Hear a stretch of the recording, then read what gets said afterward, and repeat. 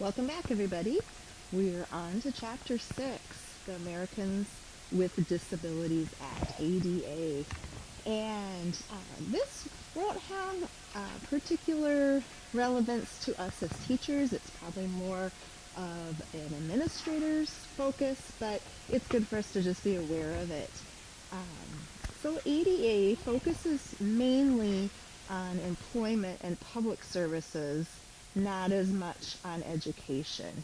But what it does as far as education, it kind of expands on what rights they're provided with Section 504 to students in schools and extends to school employees as well who may have disabilities. So there are no student-specific rights other than those covered under 504. But here it does apply to private schools, whereas the other, like IDEA, does not. So it doesn't add to the student rights, but just kind of expands on those. It extends itself to entities that are not funded by the federal government, so private businesses and private schools, for example. Whereas Section 504, remember, it was any institution receiving those federal funds had to follow those guidelines. So if you just have some extra time, it's interesting to look at the signing ceremony for ADA. President Bush was part of that, and it was the largest signing ceremony in White House history. There were over 3,000 people with disabilities that showed up for this signing ceremony, which was July 26th of 1990. So if you look in our text on page 109, there's a link there that you can go look at that, or just Google it or put it in YouTube, and it should get you right there if you're interested in seeing that. Let's go on and look at the purpose of ADA. There was still discrimination for people with disabilities outside of the school, such as employment when they're looking for housing, different public accommodations, public transportation, communication, and recreation, voting, all those things. There was still a lot of discrimination for people with disabilities. This put them at a disadvantage. Socially, they couldn't get to the places other people could if they had difficulty getting public transportation. So that inhibits their ability to be social. It might inhibit them from employment from that vocational standpoint, which then leads into affecting their economic well-being, and then educationally. And so, since there was no legislation to back up these rights, they really were at a complete disadvantage. So when ADA came to be, purpose was to eliminate that discrimination against people with disabilities, outside of the school. It provided clear, strong, consistent, enforceable standards that addressed those areas of discrimination against those individuals. And then that federal government was part of that process of enforcing those standards established by the Act on behalf of those individuals with disabilities. So up until this point, there really wasn't a lot of involvement from that federal government.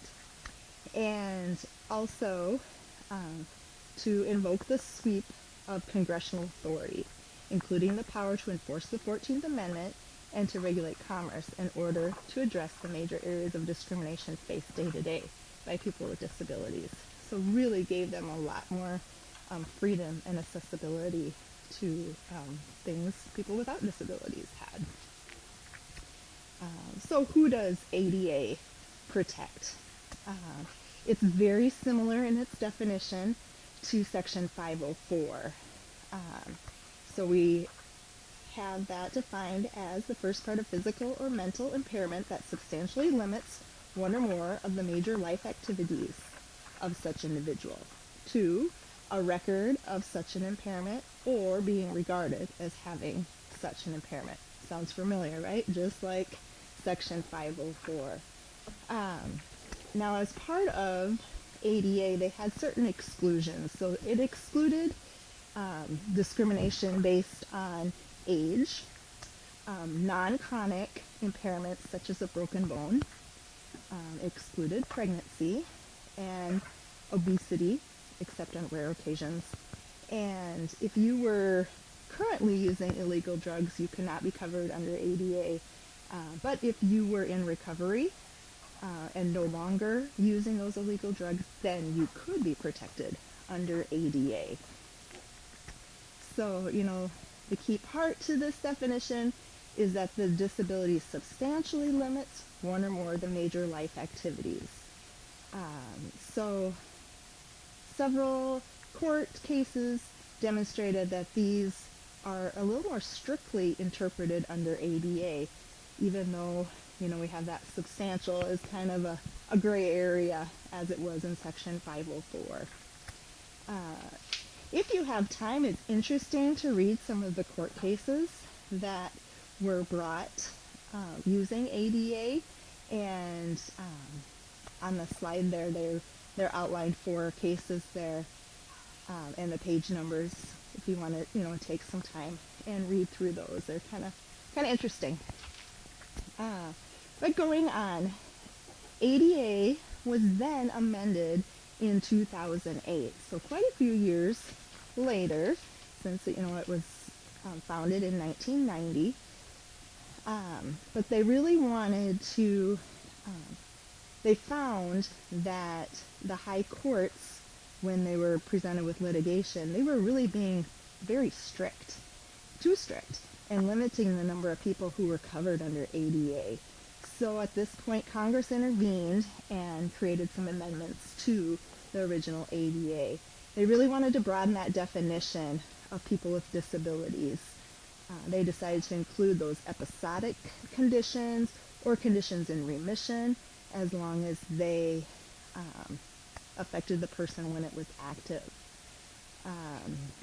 They added some major life activities, caring for oneself, performing manual tasks, seeing, hearing, eating, sleeping, walking, standing, lifting, bending, speaking, breathing, learning, reading, concentrating, thinking, communicating, and working.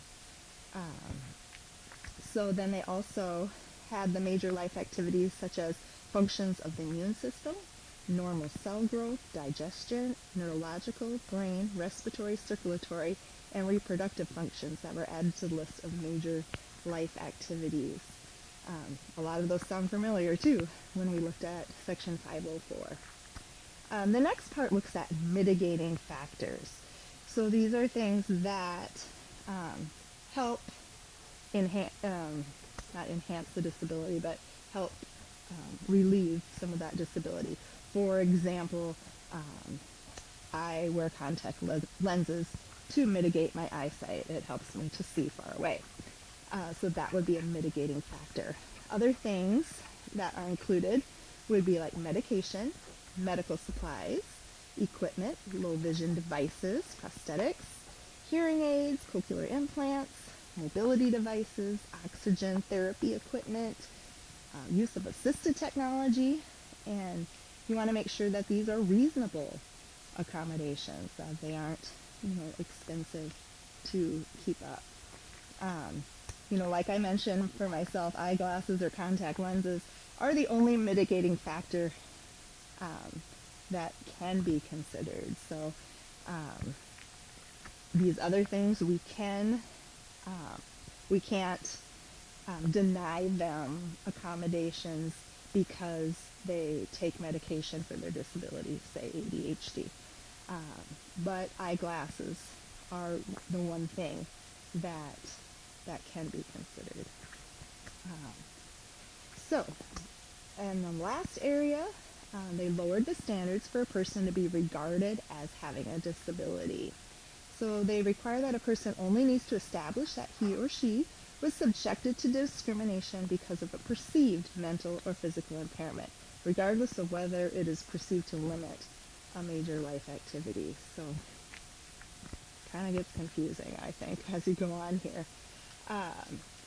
So that's how it was changed to offer accommodations and d- lessen the discrimination for a broader number of people. So let's look at the structure of ADA. There are 5 parts or titles to this particular law. So when we're looking at public schools, we're really going to focus in on that Title II piece, the public service. And then when we look at private schools, that's going to fit under that Title III, public accommodations and services operated by private entities. Okay, so really focus in on that 2 and 3 when we're looking at the school. But, a little bit of our focus would need to be in that Title I of employment. And that would be more on that administrative side when they're looking at hiring staff at school, to work in the school. Nice. And really need to make sure that people with disabilities aren't being discriminated during that application, interview, hiring process. So that's all covered under Title I. Title II then is the areas that of entities that receive those governmental funds, they would need to follow these guidelines. You're welcome. And that would also include public transportation.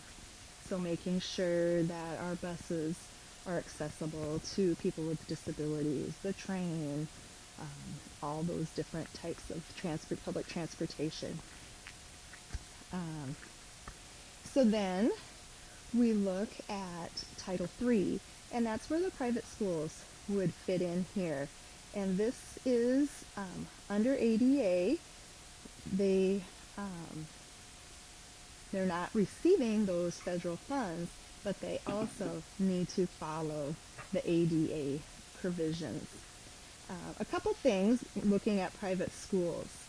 Private schools may give preference to applicants of a particular religion, and they can also require their employees to conform to religious tenets. So that's a little bit different than when we're looking at public side of things. So then we look also at physical accessibility within the building and altering things architecturally. That's all going to be covered in that public and private entities. We want to make sure people can get to every place they need to be. So Title IV looks at telecommunication, that telephone companies need to establish a telephone relay service so people that are hard of hearing or deaf have accessibility to telephone services, and that TV stations need to use that closed captioning for public service announcements. So that's why I'm guessing we have the school close line that scrolls across the schools that are closed or closing early, or the weather warnings you see always scroll across the bottom of the TV. That would be all due to ADA. The last part are just kind of some miscellaneous provisions you need to follow in Title V. So that's kind of how it's structured. Lastly, let's look at a few of the school district's responsibilities under ADA. So if a school has more than 50 employees, they need to appoint an ADA coordinator. And then the job of this coordinator is they need to conduct a self-evaluation of their district, ensuring that there's non-discrimination, that there's communication available for people with disabilities, looking at their employment, accessibility to programs and facilities, and also are they training their staff to be aware of these provisions as well. Next, if they are found to be non-compliant in any of these areas through that evaluation, then they need to prepare a transition plan to take care of those areas of non-compliance. And then the last area is just prohibition against discrimination. Schools must follow the same employment rules and those provisions in Title II and Title III. So making sure that they're giving access to people with disabilities. So I know this was a super short video and slideshow, but it's also one that we just, kind of need to be aware of and not focus on like we do IDEA. Thanks for listening.